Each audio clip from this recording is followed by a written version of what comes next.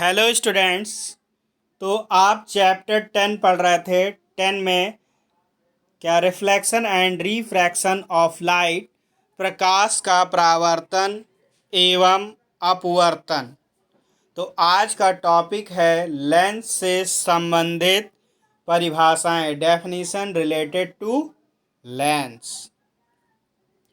तो देखिए क्या है, मैंने प्रीवियस क्लास में आपको लेंस के बारे में बताया था। लेंस क्या है?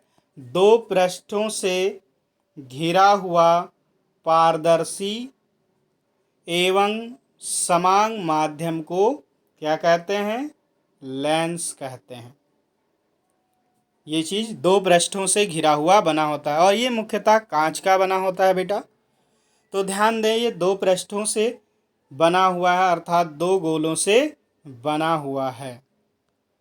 तो यहाँ पे देखिए पहला पृष्ठ है, दो पृष्ठ हैं। तो पहला पृष्ठ एक क्या है? खोखले कांच के गोले का कटा हुआ भाग होता है। तो ये क्या है? खोखले गोले कटा हुआ कांच का कटा हुआ भाग है, अर्थात जो उसका गोला होगा, पहले से गोला होगा, वह उसका वक्रता केंद्र होगा। यही चीज़ यहाँ हमने दर्पण में भी पढ़ाई थी। तो यहाँ पर ये दूसरा भी भाग क्या है? खोखले गोलीय कांच का कटा हुआ भाग है और उसका केंद्र जो है इसका वक्रता केंद्र होगा। तो यहाँ पर देख रहे हैं पहले पृष्ठ के लिए, जो हमारा पहला पृष्ठ है, पहले पृष्ठ के लिए वक्रता केंद्र, भाई पहला पृष्ठ है तो उसका वक्रता केंद्र है, मान लो। तो पहले पृष्ठ का वक्रता केंद्र C1 है और दूसरे पृष्ठ का वक्रता केंद्र क्या है?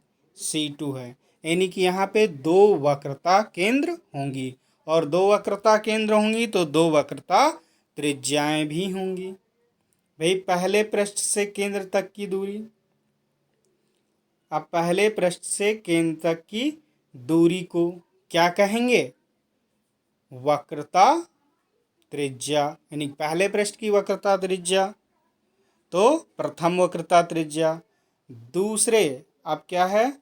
दूसरे पृष्ठ की वक्रता त्रिज्या क्या कहलाएगी? द्वितीय वक्रता त्रिज्या। यानी कि यहाँ पे दो वक्रता केंद्र और दो वक्रता त्रिज्याएं होती हैं। अब ध्यान दें बेटा, क्या है? वक्रता केंद्रों को मिलाने वाली सरल रेखा को क्या कहते हैं? मुख्य अक्ष कहते हैं। तो आपने वक्रता केंद्र जान लिया और वक्रता त्रिज्या जान लिया। प्रथम वक्रता केंद्र को C1 से, द्वितीय वक्रता केंद्र को C2 से, प्रथम वक्रता त्रिज्या को R1 से और द्वितीय वक्रता त्रिज्या को R2 से प्रदर्शित करते हैं। तो अब मुख्य अक्ष की डेफिनेशन वैसे हम पढ़ चुके हैं, लेकिन फिर भी एक बार देख लीजिए।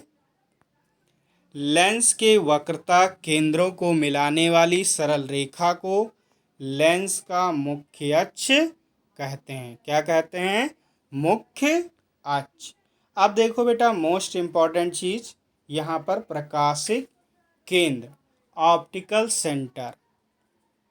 तो यहाँ पर क्या है भाई? ये आपका लेंस लिया गया, उत्तल लेंस, उत्तल लेंस आपको लिया गया है और दूसरा ये दिखाया गया है मुख्य अक्ष।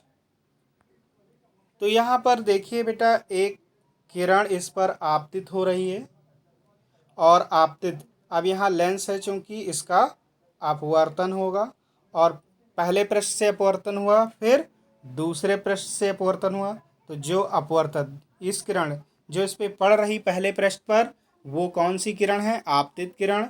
और जो पहले पृष्ठ से दूसरे पृष्ठ तक जा रही, वह कौन सी किरण है? अपवर्तित किरण। और दूसरे पृष्ठ से पुनः अपवर्तन होता है तो ये बाहर को निकल जाती है और जो बाहर को निकल जाती है उसे बोलते हैं निर्गत किरण। तो अब बेटा हमें डेफिनेशन जाननी है, प्रकाशिक केंद्र क्या होता है। यदि परावर्तन के पश्चात आपतित किरण तथा निर्गत किरण, ध्यान से सुनिएगा बेटा, यदि अपवर्तन के पश्चात आपतित किरण तथा निर्गत किरण परस्पर समांतर हों, यानी कि ये किरण और ये किरण समांतर रेखाएं हों। कैसी हों? समांतर हों। तो आपतित किरण और निर्गत किरण परस्पर समांतर हो तो अपवर्तित किरण मुख्य अक्ष के जिस बिंदु को काटता है वह बिंदु क्या कहलाता है? वह बिंदु जो है आपका प्रकाशिक केंद्र कहलाता है। क्या कहते हैं? प्रकाशिक केंद्र। एक बार ध्यान से और सुनिए। यदि अपवर्तन के पश्चात आपतित किरण तथा निर्गत किरण परस्पर समांतर हों तो आपतित किरण, कौन सी किरण?